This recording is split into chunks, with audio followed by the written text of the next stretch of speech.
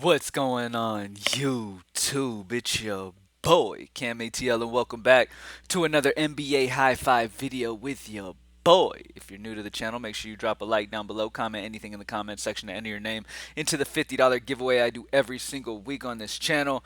And make sure you're subscribed to the channel if you haven't already. Thank you guys for joining me as always.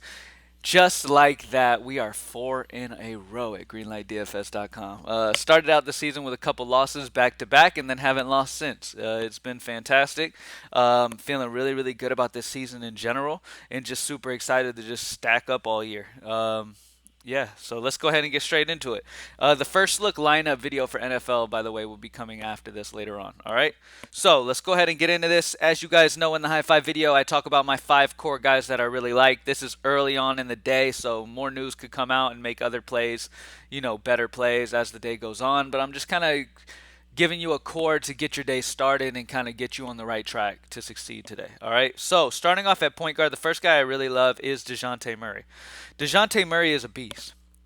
Plain and simple. He is a stud. When he gets consistent minutes, he's great. This is a great matchup against a Lakers defense that just gave up almost 66 to John Morant. Before that, they gave up over 53 to Chris Paul.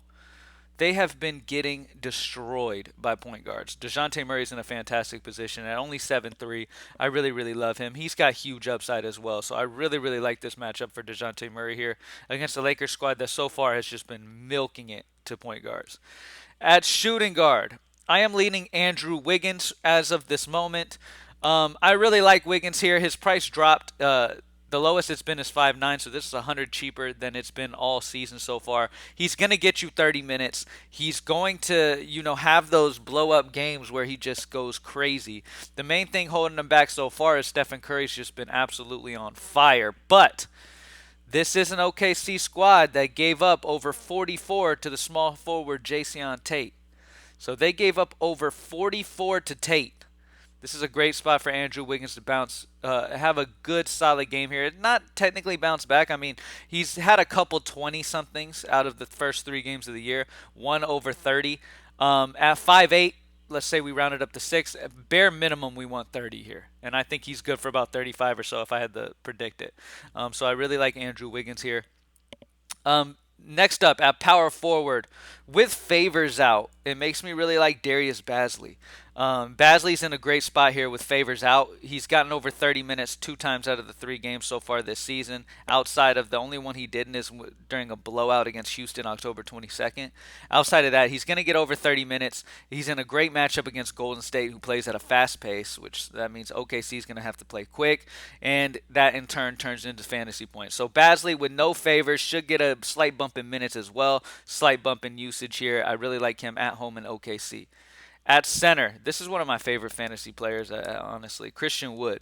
Christian Wood at 8'4". This is a dude who can drop a 60 like he did October 22nd, where he dropped 61 against OKC. Now he gets to go against Dallas, a team that's been giving it up on a consistent basis to bigs. Precious Achiuwa got over 30 against this Dallas defense. So imagine what a guy like Christian Wood could do. He should absolutely eat here. At 8'4", I mean, I'm wanting around 45 if I can, and I feel pretty confident that he's going to get us around that 45 range. And there's some Dallas that I really like, so I like running it back on the other side with Christian Wood a lot.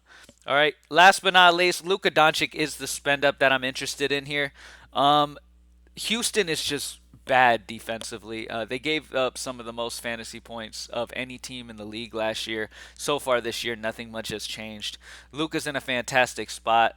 44 and 58 the first couple games of the season. That 44 against Atlanta is a big letdown, but the 58 is more what we're used to seeing against Toronto.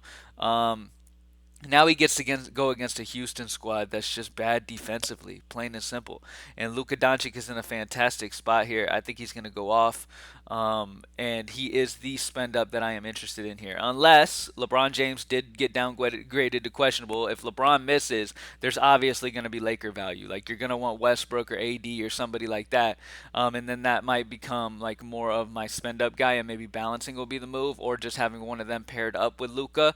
Either way, though, keep an eye on the LeBron James news because obviously that's a big deal. But as of right now, he's not out, and a lot of times LeBron will be questionable but then play, so I'm not going to worry too much about him him being questionable at this moment.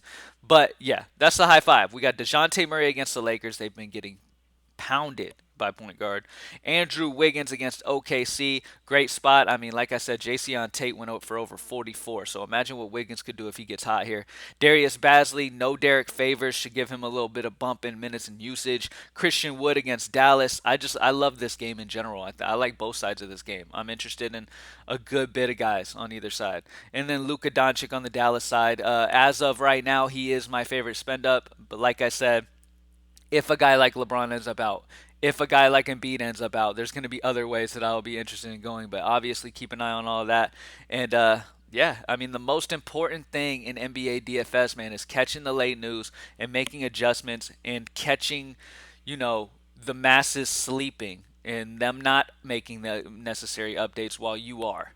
You know what I mean? The most important thing in NBA DFS, the most important thing is making those adjustments with news. Sometimes making adjustments off of news that comes out will end up being a bad thing. But majority of the time, making those adjustments to that last minute news will get you on a low owned guy because a lot of people aren't catching that news. And you're able to jump on a guy at low ownership who's in a fantastic spot, and it really opens up the upside for you to take down range. And that's kind of really what you're interested in. Like yesterday, for example, all right, we had Trent Jr. at the guard spot. As soon as Josh Jackson was announced as being in the starting lineup, I get that Trent and Josh Jackson are both starting, but Josh Jackson, I mean, there's no Cade. They're missing a lot of guys in Detroit, and the matchup was against Atlanta. That's, historically is a fantastic matchup for fantasy points. And Josh Jackson in general is a big fantasy point per minute guy. I know Trent's been having a good year, but that switch ended up getting us a few extra points. You know what I mean? And got us an edge over other people who might have played Trent. Trent ended up being solid owned, and nobody switched to Josh Jackson, who was low owned. You know what I mean? And we had a low owned guy score higher than the chalky guy, and automatically it puts you in a fantastic spot. So that's what I mean by those clutch pivots. So if you do join greenlightdfs.com and you're rolling with us each night, make sure that you follow me on Twitter at cam_ATL and you stay ready, because anytime I can possibly improve throughout the night with news coming out, I will do that. All right, so just stay tuned for that and let's get it. Thank you guys for joining me as always, and I'm out. Peace.